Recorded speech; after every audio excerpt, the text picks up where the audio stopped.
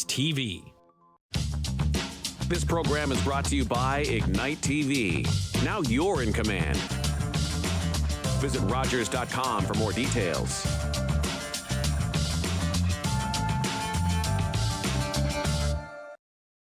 The opinions expressed in the following programs are those of the participants and do not necessarily reflect those of Rogers Cable or Rogers TV.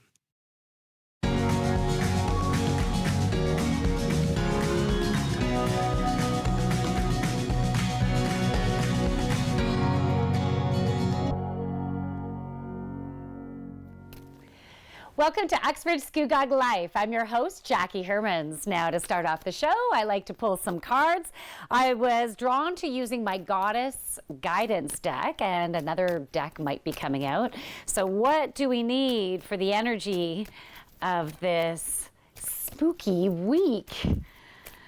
All right, let's see here. The first one is Goddess Isis. Past life. The situation involves your past life memories. So think about, just be conscious of what comes up this week for you. If you have some emotions, some denser, heavier emotions, some reactions to situations, this could be emotions and energy and patterns associated with a past trauma. So past trauma from your past life or even through your ancestral lineage. So be conscious of what that is and be really curious about the feelings that you're having. If you have a chance to delve into those emotions through journaling, it can help you to get to the root of it, because there's an ongoing pattern that's been happening in your life coming up, let's say with relationships again and again. You have an opportunity to clear this pattern. The other message that came up is 6th chakra, Archangel Metatron. So I'm going to put this card into the camera. Hopefully we can zoom in on there. I don't even think I showed you the first one. We're just going to go with this one here. Okay, so Archangel Metatron. The 6th chakra is connected with your third, it's connected with your third eye. So your third eye is the connection with your inner wisdom. So as these emotions come up, these reactions come up, take the time to quiet your mind. You can do some breathing. Maybe you'll be guided to do a guided meditation, go to a meditation, do some gentle yoga where you can get into your body. And when you're getting into your body, it can help the of thoughts that are going on in your head, right? To slow down, connect in. And as you're connecting in, you can set the intention to get clear on what this pattern is and how you can release it. So getting quiet will help you to be able to gain clarity, gain clarity to let it go. I feel like a lot of this has to do with some of your lineage, stuff that you've taken in through your DNA. So we're going to leave it at that. If you're wanting to book a one-on-one session with me, you can do that. You can visit my website, thejoyfulyogini.ca. Now, on with the show. Everything to do with Halloween is coming up on this show. You're going to find out about this amazing event taking place downtown Uxbridge. We'll also be talking to Theatre on the Ridge, and we got some spooky stories happening, and DRPS is going to help to keep you and your kids safe during Halloween. So we'll be back with more on Uxbridge Scugog Life. Stick around.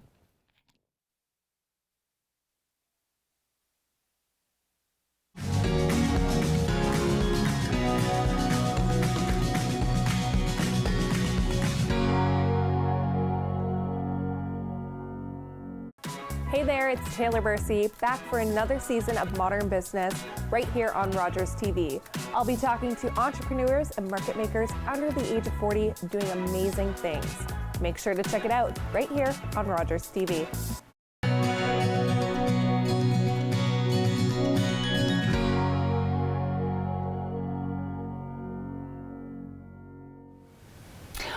Welcome back to Uxbridge Scugog Life. So I have Caitlin Jones with me, who is the manager of Cultural Services, Tourism, and BIA with Uxbridge. So welcome, Caitlin. Thanks for having me back. Yeah, it was great to have you back on the show. Yeah. So you have many hats. Yeah. And so this is going to be a busy event. So you have an event coming up called Spooky Saturday Trick or Treat Trail. Yeah. Let's talk about that. This event is through the Uxbridge BIA. It's their annual Spooky Saturday Trick or Treat Trail event. They put it on every year. It's a great event for parents to come out and walk the streets with their kids. They can use their costume more than once. So it's on Saturday, October 26th from 11 to 2 p.m. And we have 34 businesses signed up already to hand out candy to your little ones. Okay, so exciting. So there's businesses along Brock Street and some businesses on Toronto Street. Yeah, there's businesses pretty well all over the BIA district. There'll be an official Spooky Saturday Trail map that will be available at the participating businesses as well as online, so you can take a look ahead of time of who's participating. But yeah, if you follow the map, you go to all the locations, your kids will have a huge bag full of candy. And most of the candy has actually been donated from Zares in Uxbridge. Okay, amazing. So everyone can get dressed up in their costumes. Yeah. It will be so fun because in broad daylight, you'll be able to see everyone's costumes. You'll have good sight lines. It'll be very safe, very family friendly. Yeah, what a great way to do Halloween, because not everyone likes to do it in the, with the unpredictable weather and doing it at night. It can be a little scary, right? It could be scary for the little ones, Yeah. especially when there's some older kids and maybe some scarier costumes. So this one is really geared for those young kids. Okay, that's amazing. So basically, there's a trail, and you can go from one establishment to the next, and there'll be candy and maybe some other There are some other Halloween goodies. type of entertainment and other Yes. goodies. Yeah. So some businesses are offering fun activities. So Okay. some crafts, like Halloween crafts. Some are offering discounts, and a couple others are also offering other fun treats. So like baked goods and like some drink specials, things like that. Okay, so bring your wallet then too. Yeah. Bring your wallet and enjoy Okay, all the good local idea. businesses from Uxbridge, because they're going to put on a really great Spooky Saturday this year. Okay, amazing. Now I understand there's also an event going on at the museum that evening. There is, yes, it's a busy day. Okay, so talk about that one. So the museum is also having their annual Fright Night event up at the museum. That is from 4 p.m. till 10 p.m. So you can do both in one day. And this is also a family-friendly event. This year's theme is like 90s nostalgia. So we've kind of focused on the Halloween Town movie franchise. We have a giant pumpkin in the center. We have a haunted house. We have a pumpkin carving contest, a costume contest, trick-or-treating, and lots of crafts as well. Okay, and what age group I know you said family friendly, but what age group do you recommend it starts from? Last year we've had kids as young as 3 come, from 3 up to probably 12, I would say. Yeah. Okay. 6 and 7 and 8 is probably the best age range. Okay, for them to really appreciate everything that's going on. Are you guys going to have the bonfire set up as well? No, not this year, but maybe next year. That's a great idea. I'm sorry I brought that up. I just that's the last time I was there. I remember having hot chocolate by the bonfire, and it was nice. But you have all these other different elements that you didn't have when I went to that last, so that was really cool. Nice, yeah. Yeah. Okay, so you're going to be pretty busy over the holiday or the Halloween events. So are you dressing up? I see that you have some super cool nails. Is this going with your costume? I'm usually a vampire almost every year for some reason, so it does go with my costume, my staple costume, I call it. But yes, my girlfriend actually did these yesterday, so she's very good at that. Yeah, they're stunning. They look really good. You even have the blood drips going on. Okay, so what other type of events are you going to have coming up? Anything else after the Halloween events? After Halloween, we sort of transition to Christmas already. So The annual holiday trail is back this year on December 6th and December 7th. And that is late night shopping, live music, entertainment, downtown Uxbridge. This year we're very excited. We already have local artists Leah Daniels and Aaron Blackstock booked to perform. And we also have the town trolley geared up to deliver people up and down Brock Street so they can get that whole experience. Santa and Mrs. Claus also confirmed that they will be in attendance. Yay! So it's going to be a great event. Amazing. Is this also coinciding with the parade? It's not really coinciding with the parade. The parade is in November. Okay. But the holiday trail this year is coinciding with the Cindywood Christmas Crawl, which is a shopping experience and raffle. So it's sort of like a draw, and it also is supporting the Uxbridge Hospital Building Foundation. Okay. So it's a charitable event as well. Okay, amazing. Where are the concerts taking place? They'll be in the storefront windows. So Leah Daniels is going to be in a storefront window? yeah. She's I think Lowe's Furniture is going to host her. Okay. We normally do. Okay, that's amazing. So, so she's going to be right in the window, all cozy on the inside, and then speakers and everything outside? Yeah, I think the idea is to get people into shops, so people can come into the shops and they can be up and close and personal with her while she's performing. Yeah. Oh, that's very cool. Yeah.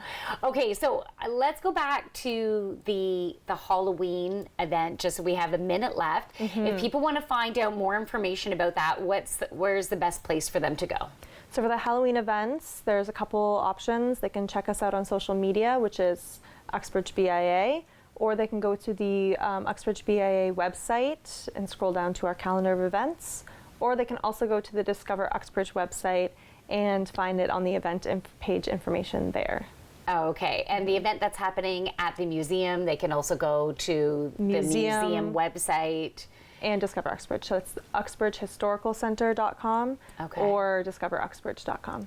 Okay, yeah, so fun. Yeah. I'm hoping my costume arrives on time. I ordered one on Amazon and it had a good date, but then all of a sudden after I paid for it, it was like, it could arrive November 2nd. Like, what? What is it? It's going to be a nun costume, because that's like, that's totally me. It's actually an ode to my great aunt, who was a nun. All right, so we'll be back with more on Uxbridge Scugog Life. Stick around.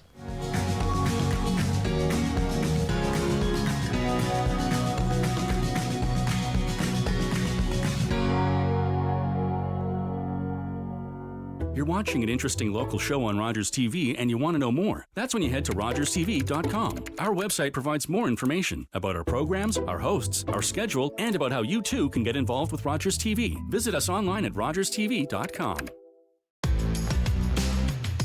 This is Rogers TV.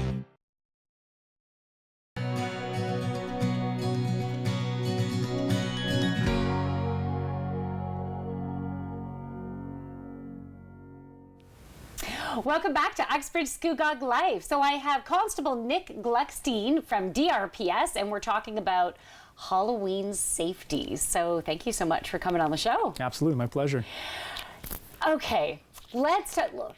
Where do you want to start? Do you want to start with keeping safe on the roadways? Absolutely. Let's talk about that. Yeah. Because there's, depending on where you live, there can be some dangerous roads that kids would be crossing. And For sure. even if some of the older kids are going out on their own, so let's start with that. Yeah, I would say roadway safety is number one, or one of the number one, things we need to be cognizant of, because cars are huge and they're dangerous and they can cause a lot of damage. Yeah.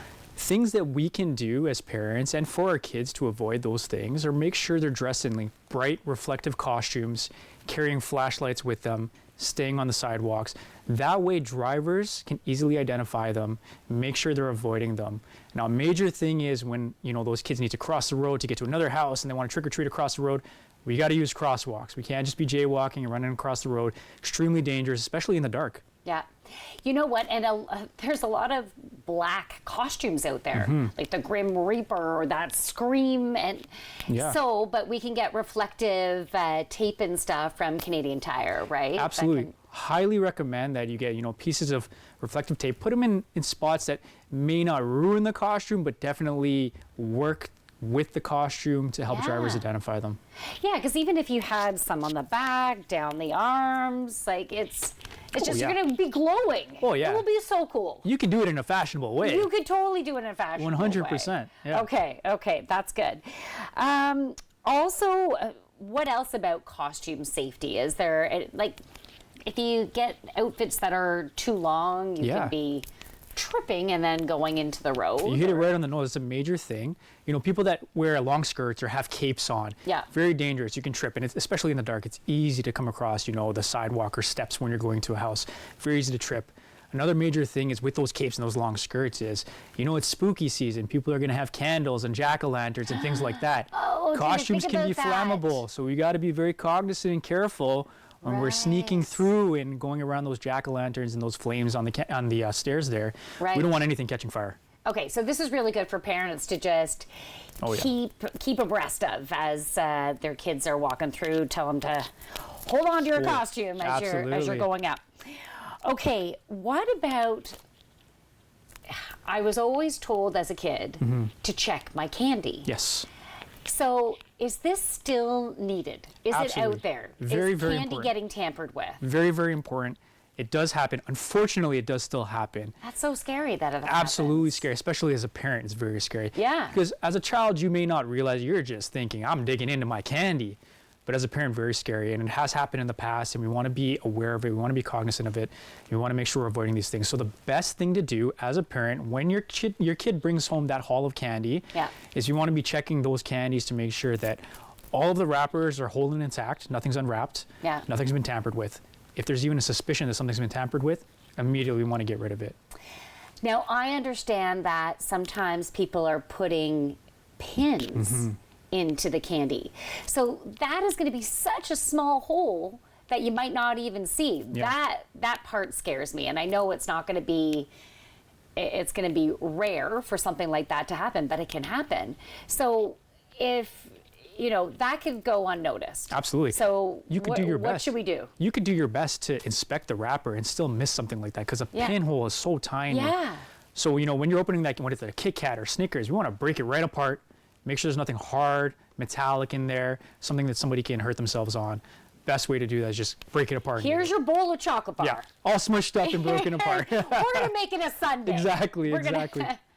Okay, so, and even like candies such as Skittles and things like that, at least they're small, less likely that they would be tampered with. Very true. But it's the chocolate bars that you can. Any other weird things that people have been doing with candy? If you think about chips or anything like that? Exactly. That's exactly what I was going to talk about. Even with chip bags, the same thing. The pinholes, you can put a pin right in there. Somebody puts their hand in that bag, not even knowing, and you prick yourself. So you want to be really careful. If you can, empty those chips into a bowl. You can inspect it. You can make sure there's nothing out of the ordinary in there, and then you can enjoy it. Okay, so we didn't want to put a ton of fear into you guys, because I know, like, as a parent, that makes my stomach turn. But the information is there to help keep you and your kids safe. So just maybe think about it a little bit differently as you're going through your children's candy bags. Absolutely. Okay, anything else? How about keeping in contact with your parents if you're going out on your own? Yeah. So if you don't have the opportunity to go out with a parent or guardian, it's always best to go out in a group. And if you're in that group, you want to make sure you have a cell phone with you. So that way, that parent can get into contact with you, or you can contact that parent if there's an emergency. And vice versa, you know, if you're with a group, something goes wrong, at least there's multiple people there that can tell their parents or whatever it may be. And, you know, obviously in the off case and the unfortunate case that somebody who is acting in a way that makes you feel uncomfortable, suspicious comes up, you don't want to be alone. Especially, you don't want to let your child be alone. So making sure that they're always surrounded by people that you're familiar with, that you know that they're safe with. Okay, and you know the idea that I just had, because not all, most kids, but not all kids have a cell phone, but maybe even the old school walkie-talkies. So if a family is breaking up, the older kids are kind of going on their own, and the parents are taking the younger kids, walkie-talkies would be so fun to stay in contact. Not a bad idea, and it can add to so much fun for the night. You know, another great tool too, if you don't have access to a cell phone, even if you do the walkie-talkie thing, is just kind of establishing an approximate time when you think your child should be back and letting them know, hey, look at your watch. Say you're gonna be home for 9 o'clock and watching that. That way you kind of expect them to be home at that time and you know nothing's gonna go wrong. Okay. Now, what about if someone says, why don't you come in to get the candy? Red flag. Okay. So, if a child, and you want to let your kids know that if they go to a house where a stranger invites them inside, or whether it be a car on the roadway where they're saying, hey, here's some candy, come in, I'll give you a ride. Completely dangerous, completely unsafe. We want to make sure that they immediately leave the area and immediately contact an adult who can, if required, contact us. Okay. Yeah, I think it's still important for us to talk to our kids about for sure. things like that, right? Yeah. So you're never going in. And I know some people might even say, well, I got a haunted house in here. Yeah. If you don't have a parent with you, then no. I mean, it's really easy to spin these things, Yeah. especially on Halloween, to get somebody to come inside. So you definitely got to make your child aware and make sure that they're acting in a very safe way so that you know that they're coming home safe with their bag of candy at the end of the night. Awesome. Yeah. Thank you so much for being on the show. My pleasure, my pleasure. We'll be back with more on Uxbridge Scugog Life.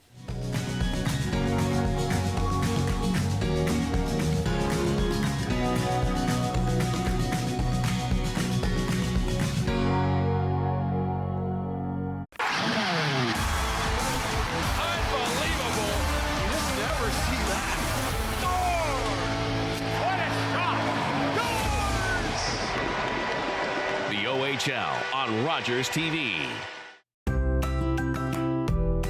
This is Rogers TV.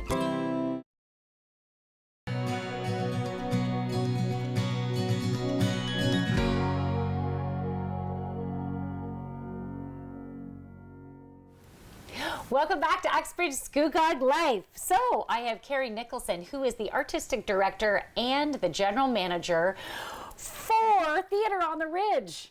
How are you? I'm well. How are you? Very good. You notice I had to what am I talking about? I'm on a fast. My brain is not on all cylinders right now. But so far, we've been doing okay on the show. You're doing fine. You're doing well. You're looking good. Thank you. So I am really excited to talk about the event that you have coming up you are doing it with the Scugog Shores Museum Village.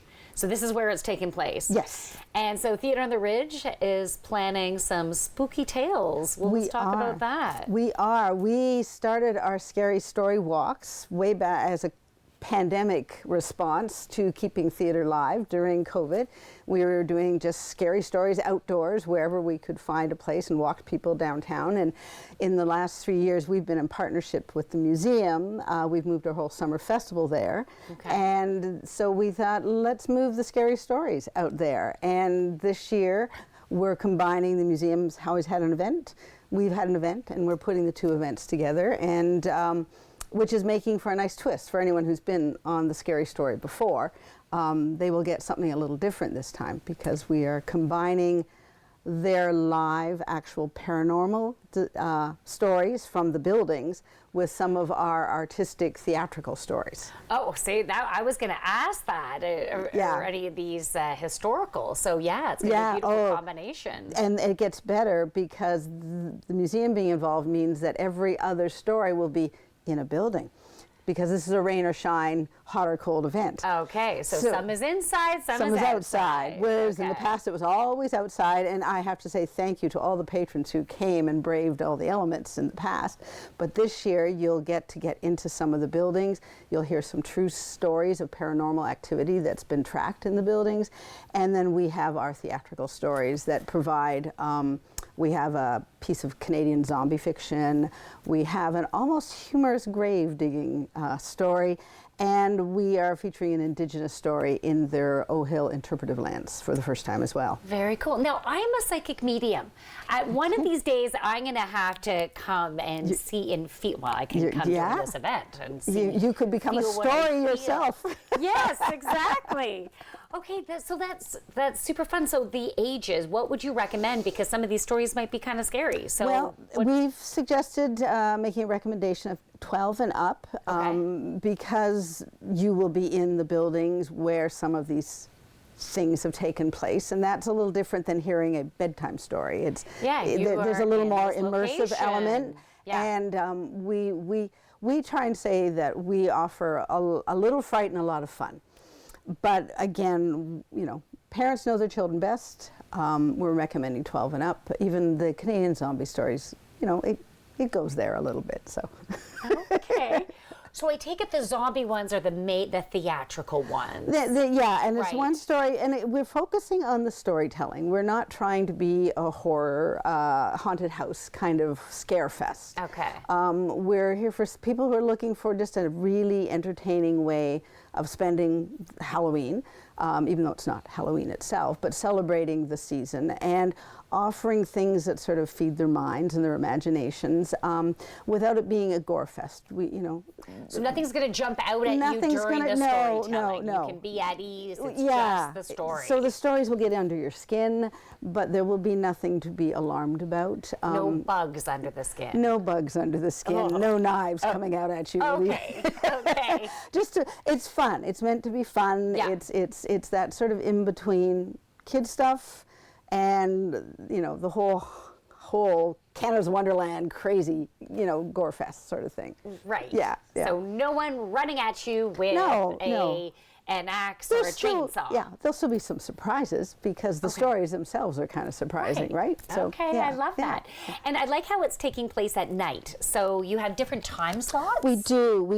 The buildings are relatively small. We want to control the people going through so that they have a good experience. So there's a limit of 15 people per group. So we run time tours. So there'll be 4 tours each evening. And that way everyone can be close enough to hear. We don't lose anyone on the paths on the way through the village, and it just allows for a more intimate experience. It's all done with lanterns, handheld flashlights, so there's no giant illumination, so it has a very authentic feel as you go through the village. Okay, so I guess it's recommended for people to get tickets ahead of time to make sure you have a time slot. We would recommend at the moment they're advance only, and then if we have seats, places available, we will open things up at the door. But at the moment it's advance only so that we can finish the finessing the plans for each tour that goes through. All right. So what is the cost for this, and where do they go to sign up? So the cost is $25 per person, and the tours run 7, 7:20, 7:40, and 8 p.m. each evening, and they can go directly to theaterontheridge.ca and buy tickets there. There's information on both the Scugog Shores Museum's site and our site, but the ticket sales are through Theatre on the Ridge.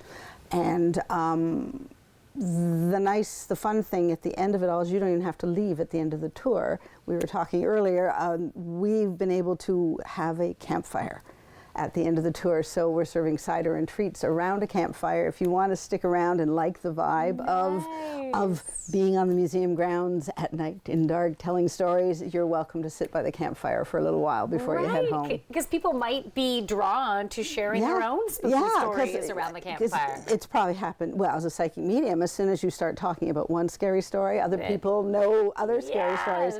And we thought, why end the evening, abruptly, so people can continue at their own leisure, and we'll have a fire keeper there with a storybook of other stories that we may not have had a chance to share. Okay, very cool. So you're also, we need to wrap this up, but you're also going to be involved with the Boozeum, which is early on in the day. So there'll be some activities there. The Boozeum is the museum's family day event, and it runs from 4 to 1 p.m.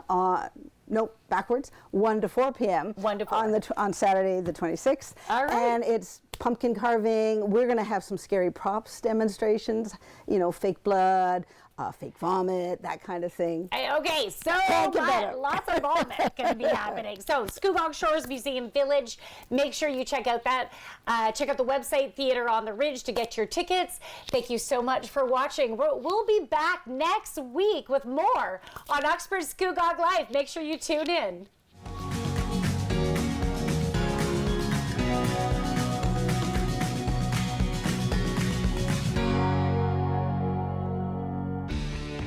Connect with us by visiting our website or email us at comments@rogerstv.com.